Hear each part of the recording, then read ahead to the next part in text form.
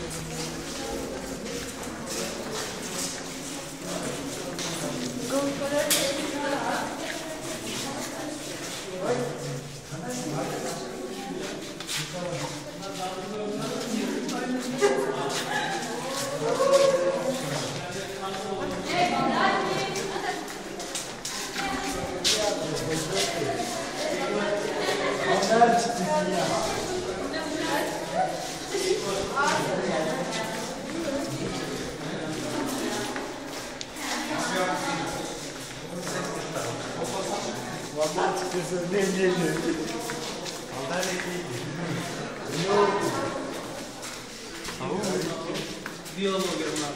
Botanika'dan adam bir biyolog alıp disiplinlerden bu kafedrası. Doğru mu? Bu kafedrası.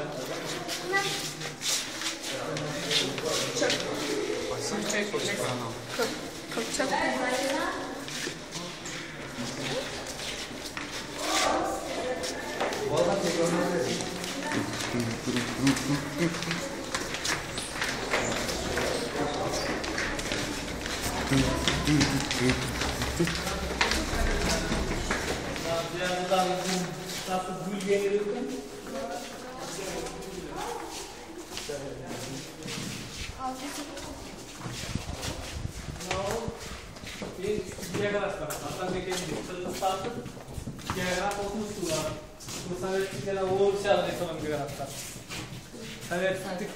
Sovet mezgilinde geri geldi.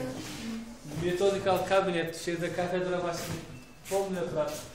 Ama o Hindistan'ın böyle bir çıkartır.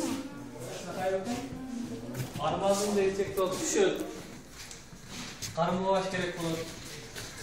Bunu alacağız. Bunu alacağız. Bizim raktan ne kadar alacağız?